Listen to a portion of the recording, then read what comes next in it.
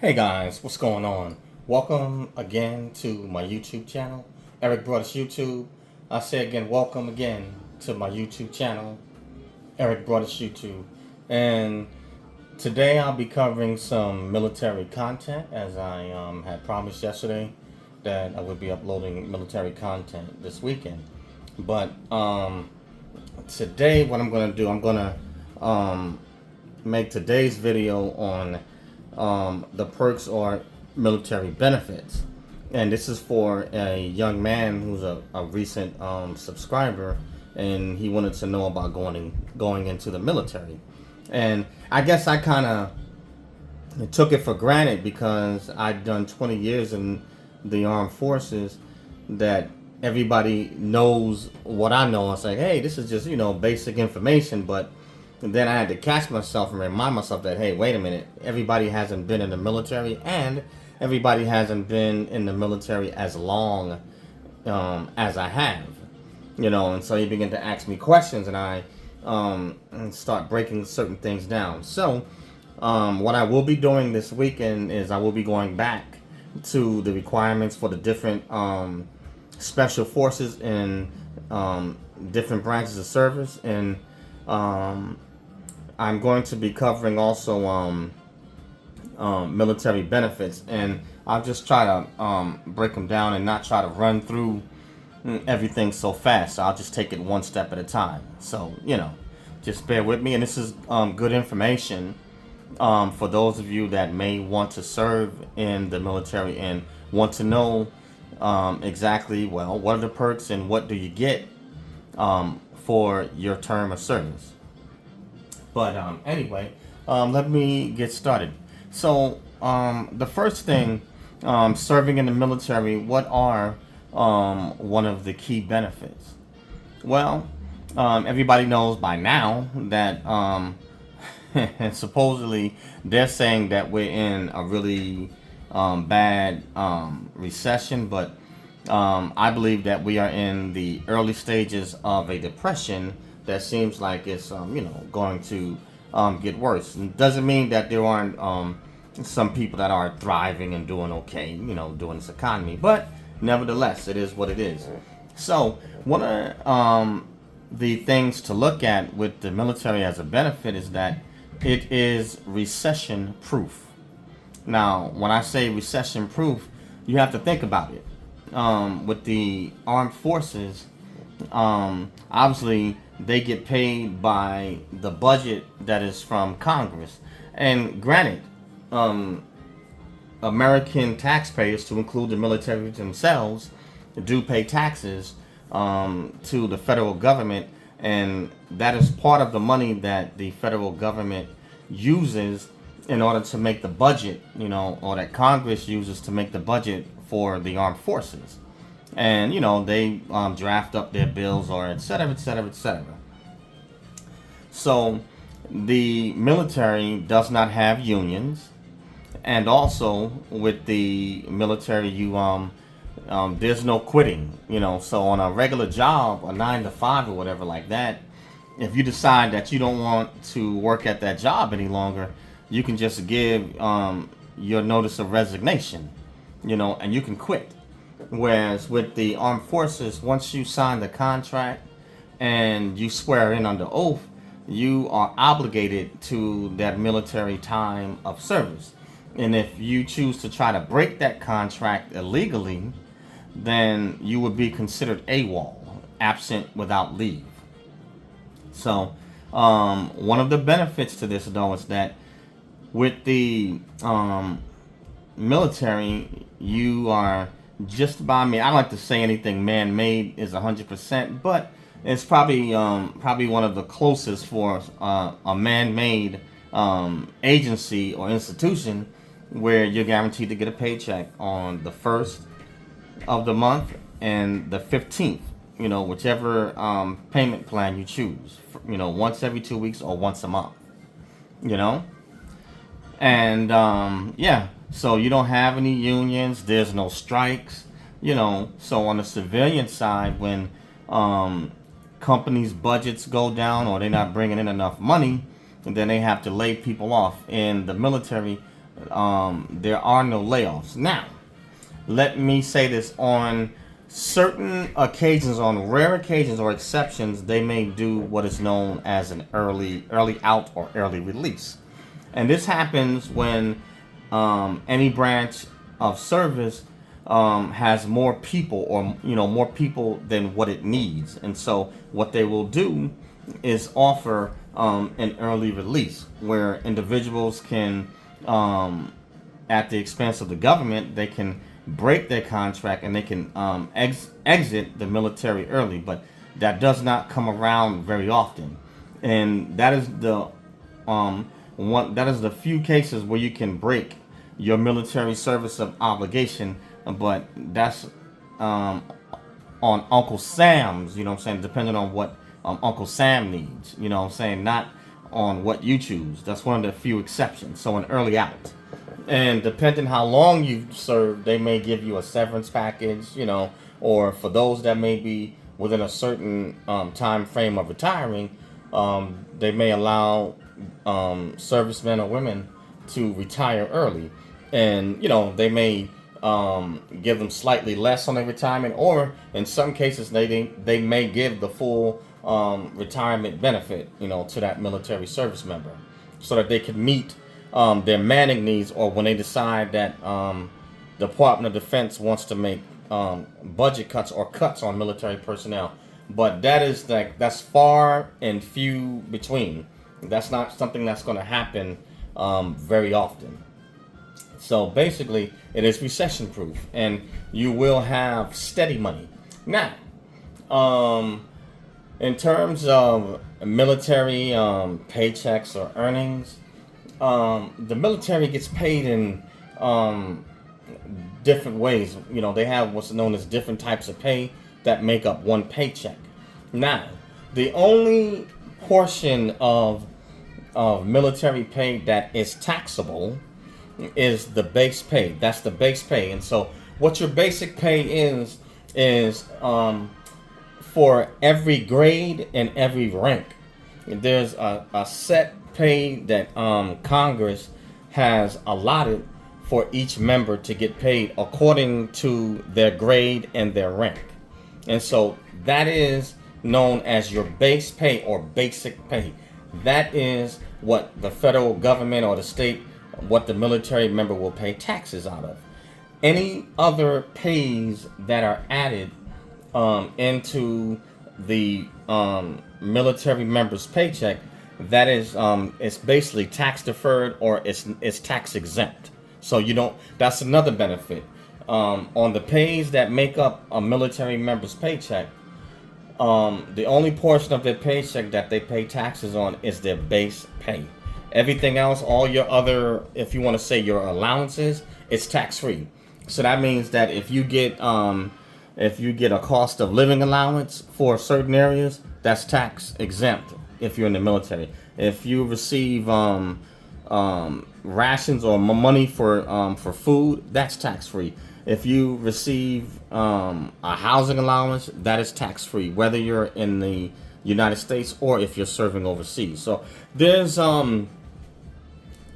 different benefits, and like I said, I don't want to overload you guys, so I'm going to break these down into separate videos, but I'm giving you a general overview as I was trying to give this young man. But as I begin to lay it out, I realized it would be too much for me to give it to him without some lengthy time. So I told him, watch the YouTube channel and I'll break it down that way. And I'm quite sure there's probably other young men or women that may be interested in serving in the armed forces and want to know, hey, what's the pay like, and what do you get? Other benefits obviously are free medical and dental while you're serving. And then also in the military, you have a prorated, it's a life insurance policy, servicemen group life insurance. Now, for veterans that choose to use Prudential Servicemen's Group Life Insurance when they get out and become a civilian, it's called OSGLI. Officer Servicemen's Group Life Insurance. So that's for veterans, or VGLI. It's VGLI. I'm sorry about that. Let me correct that. So while you're in the military, it's Servicemen's Group Life Insurance. Once you come out, it converts to VGLI if you want to use that insurance plan, Veterans Group Life Insurance. And I don't want to go all into the amounts, right now, but it's actually, for it being so cheap, it's actually pretty good. I think you get amounts of like $250,000, 400,000. So, but I'll get into that later as I'm in a separate video. But yeah, your education, free tuition assistance. So that is another perk, and you just have to pay basically for your books. So these are just some of the perks. Also, you get to travel if you choose to. You want to be stationed in different parts of the country, or if you want to be stationed in different parts of the world. So long as that branch of service, as long as the military has a open slot for you, in your career field, and it meets Uncle Sam's needs first, then your desires and wants will come second. And if both can meet or match, then Uncle Sam will pay for you to be moved to that specific location and stationed there. So also you get free travel. So these are just a few of the things to think about. And also the intangibles, you get to learn, you get good discipline. Fitness membership obviously is free. While you're serving in the armed forces, you don't have to pay for gym memberships, and the gyms are state of the art. And then also they provide for you. They have tracks, or they have running trails. All of that is provided for you. Free. Free of charge. And so these are some things, to consider, so long as you meet your service obligations. These are some of the perks that are available to you. And I'm not naming everything yet, but I'll break it down in different videos about, how these benefits work. And you have special pays, special duty allowances. So that's a whole nother video, but I'm going to break this stuff down. But this is just a basic overview, but the military is for those that are looking for an opportunity to advance, or a pathway to advance, up the ladder. The military is a good option. It's a good option. Now, let me say this, in terms of the officer side. Officers, you either have to go in, and if you have bars, you can go into the commissioning programs, OCS, officer training school, and for those that are already serving in the military, if you decide that you want to go from enlisted to officer, obviously you have to apply, and there are commissioning programs that you can go into, provided you meet the requirements and qualifications. But for those, if you want to go in and you already have a degree, in the Navy, Coast Guard, the Army, and I believe the Marines, they do have what's known as warrant officers. They do have one, so they're officers, but they're a different grade. In rank, they would fall below a first and second lieutenant. Now, let me explain something to you about these officers. So, for a warrant officer, I think you can have an associate's degree, but if you want to be a second lieutenant and above, you have to have a 4-year college degree. Warrant officers and officers, they get paid. So for those of you that already have a college degree, or if you have an associate's, the Air Force doesn't offer warrant officers anymore. So the other branches of service do. So if you have, I think, an associate's, you can go in and become a warrant officer, and they make pretty good money. Or if you want to become a commissioned officer in the commissioned officer program, upon your commissioning, them officers, they make pretty good money. I mean, they get paid. So if you're trying to get some immediate paper, obviously going the route, of an officer. Also, and I forgot the academies is also another pathway to become a commissioned officer. But Um, an officer is definitely the route to go, but you have to have a college degree already. Now for those that want to go in on the enlisted side and you want to get your degree while you're in there, you can switch over, to apply for the academy or different commissioning officer commissioning programs. You can apply for that. So obviously your records got to be right. Grades have to be of a certain grade point average in order for the military to pay for you to go to these officer commissioning programs. And after you get commissioned and you graduate, the military will pay your college debt off, provided you give them 8-year service obligation. And this also, I'll double check this, but for those that may have college debt and you want to be an officer going into the military, I believe the military will pay I think they offer this, but I will double check to be sure they still do. But when I was in, they offered it for those that have college student loan debt and they go in as an officer. The military in exchange will pay your debt off, but what they require from you, you have to give them a minimum. You have to give them 8 years military service in exchange to pay your college debt off. But I'll double check that for you guys because I don't want to. Don't quote me, you know what I'm saying? But I just want to be sure before I give out any information. But when I served, when I was in, people that already had 4-year degrees and above, and they had student loan debt, and they wanted to serve in the military would, send them through their commissioning programs, and then they would have to give them a minimum of an 8-year military service obligation in exchange to pay their debt off. So that's another pathway to look at. So these are different perks, but this is a lot, to try to unpack. So this is just a general overview.